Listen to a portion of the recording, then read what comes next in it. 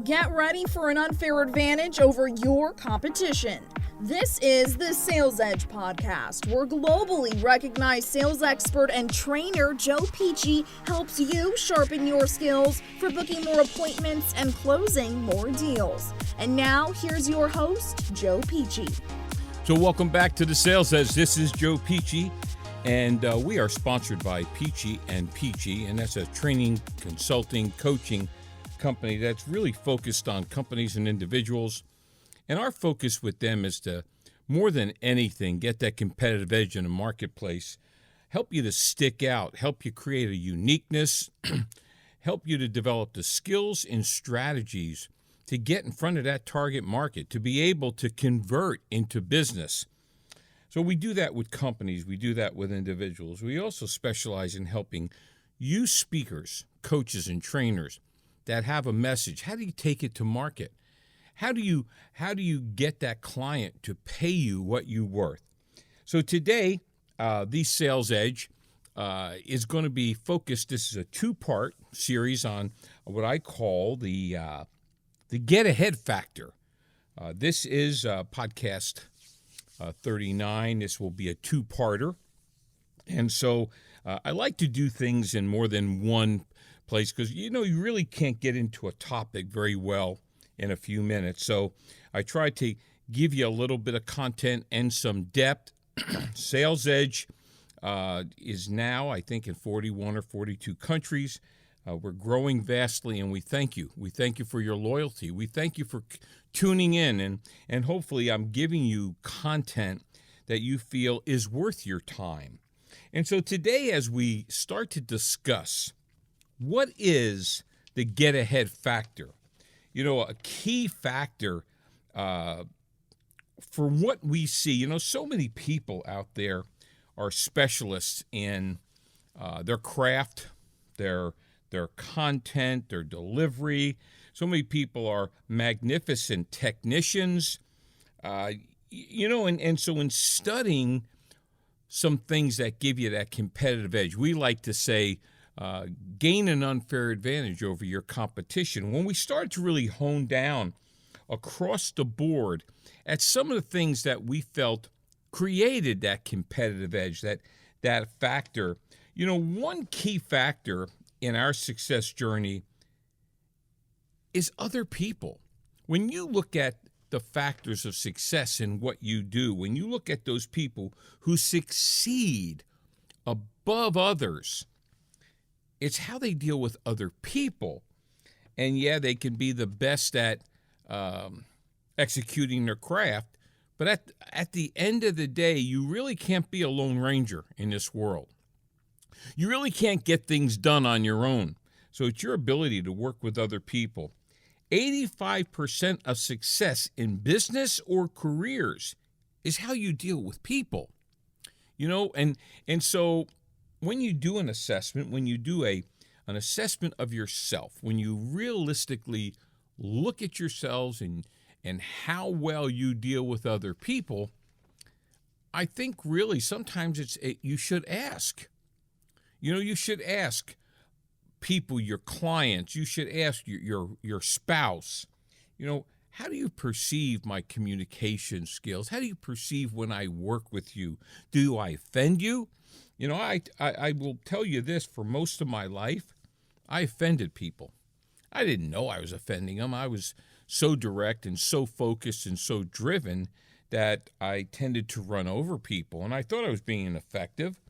Well, here's some statistics. I kind of like to give you statistics to validate proof of the information. I never want to be the person that says, trust me on this, or because I said so. I think it's important to validate information. So a couple key places. I went to the Carnegie Institute, and, Carnegie, that whole institute is so much about people working with people. And Carnegie Institute states 15% success is due to technical training, skills, and intelligence, whereas 85% of success is due to the ability to deal with people. Most times, if someone gets fired, most times if someone gets passed by for a promotion, it's really not about their skills, techniques. It's really because they're rubbing people the wrong way. They're not playing nice in the sandbox. They're incapable of developing leadership. My grandson walked into my office today, and and while I was making sales calls, he was playing on the table next to my desk he was creating airplanes and jets, and he was creating a war. And I took a break for a second. I said, well, who's winning? He said, well, I win because I'm the leader. And he said, and I said, well, what makes a leader? You know, what makes you a good leader? Well, because I get things done, because I'm not afraid to start to do something. And I said, really, what leadership is based on, do people voluntarily follow you? I mean, you know, if you're out there leading and no one's following, as a famous person once said, you're just taking a walk. Another thing, Harvard University study, 1 out of every 3 people, listen to this, 1 out of every 3 lost a job due to failure to do work, but 2 out of 3 lost a job or a client because their inability to work with people. So that means, in the grand scheme of things, 2/3 of lost revenue, 2/3 of turnover, 2/3 of inability to create loyalty, create the following, has everything to do with the inability to work with people. Dr. Albert Wiggins, of 4,000 people who lost their job, 10% because they couldn't do the work, 90% because they couldn't work well with people. That means out of 4,000 people, 3,600 lost their jobs because they were incapable of dealing with people. So what I'd like you to do is I'd like you to do a personal assessment. 1 to 10, 10 being absolutely you feel you've measured your ability to work well with people. 1, you can't work with them at all. And where are you? How good are you at working with people? You know, as we deal with people, it's very important we understand what self-esteem is. Let's define self-esteem. And why is self-esteem so important? Because if you injure another person's human being, you're certainly not going to be able to capture their attention. You're certainly not going to be able to lead them. You're certainly not going to be able to sell to them. You're certainly not able to hold their loyalty or even create. So self-esteem is confidence in one's own self-worth or the ability, self-respect. It's self-regard. It's self-worth. And think about this. And this is really, when I point at you, I got 3 fingers pointing back at me. Do people feel better about themselves after you've been with them? Are you uplifting or downlifting? Let's talk about if you're managing salespeople. Let's talk about if you're in charge of salespeople. Let's talk about, do they excel because of you, or do they hide from you? Do they feel uplifted? Do they feel encouraged? You know, I had a guy grab me one time, put his arm around my shoulder. He said, "Joe, you're a tough guy, but you have to decide how you're going to deal with people. Are you going to be a taskmaster, or are you going to be an encourager?" And it's taken me many years to refine, and hopefully I'm coming across this way to you. I taskmaster tasks. I lead people. Which means this: yes, there's accountability standards. Yes, there's things that people have to get done. Yes, yes, yes. We've got to get certain things done. We have to hold people accountable. However, if we hold task completion accountable, but we learn how to do it in an encouraging way, not to injure a person's self-esteem, but to edify. See, the word edify means to lift up. Does the person feel lifted up after you've dealt with them? You know, I've worked so hard, even within selling. You know, a lot of times when you're selling to someone and a person has to say no, there's a certain percentage of those people that don't like to say no because they're letting you down. They feel like they're failing. They feel like by saying no, they're saying to you, I don't have the money. I'm not worthy. And so I work very hard when a person has to say no to me. I don't want to make them feel guilty. I don't want to make them feel like a loser because they're not. I want to edify them. I want to let them know that the time may come we can work together. I just had a situation, just recently, where I drove 15, 20 miles to meet a guy who absolutely had to see me. Beyond a shadow of a doubt, he knew what I did. He knew how I did it. He knew he wanted to work with me. He told me he knew how busy I was, and he would not waste my time if he wasn't serious about moving forward at this time. And so I drove there, and I sat down, and I did my interview course story.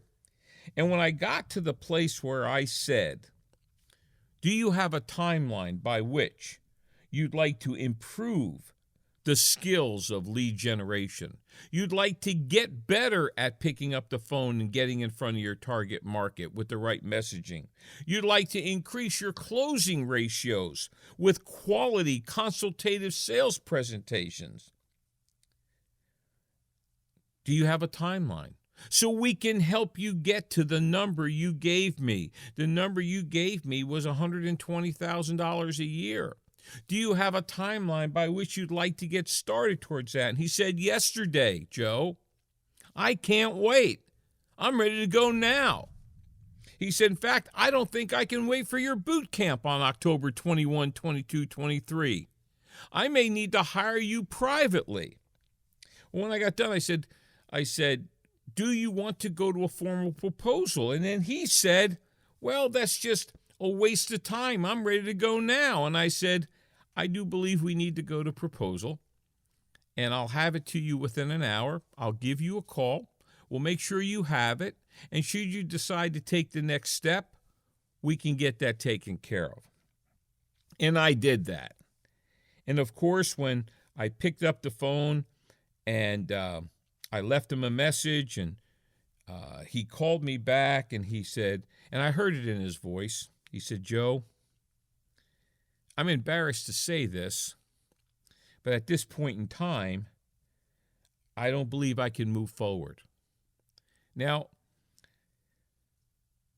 I said, okay, is there a reason things changed? Did your timeline change? He says, Joe, at this point, I don't want to get into my personal situation, but I can't move on. I said, that's fantastic. That's not a problem. I want to remain a positive resource for you. Our next boot camp is in April. Should anything change between now and our boot camp, if I have a seat, we can work things out. He said, what if something happens and I can't come to the boot camp, but I want to work with you privately? I said, and we'll do that. I know we'll work together in the future. I know you have what it takes to make the money you want to make. And I know we have the solutions. Well, about 3 hours later, I got an email from thanking me for the way I handled it. Did he feel defeated? No. Did I hurt his self-esteem? No. I edified him because that's what it's all about. So let's move down a little bit further. Too little self-esteem can leave people defeated or depressed. Wow. So if a person's self-esteem is too low, They're going to feel defeated. They're going to be depressed. Okay? This can cause bad choices. A person with low self-esteem can make bad choices. They can execute a lack of effort. They can decide not to face those challenges. They're not going to be willing to overcome the obstacles. I read a book many years ago. I can't remember. I think the name of it was Facing the Giant. It was written by a guy who won the 100 and 200, wore the gold shoes in the Olympics many years ago. His last name was Johnson. And what a book. It was about facing that challenge and overcoming the obstacles. When a person lacks self-esteem, when they're struggling with how they feel about themselves, they're not going to be able to face that giant. They're not going to be able to overcome their obstacles. They're not going to be able to see the challenge and fight through it. They're going to make poor choices. They're going to seem lazy. They're going to have a lack of effort. Now, a person with too much self-esteem can come across as pushy. They can come across like they're always right. They can be offensive to others.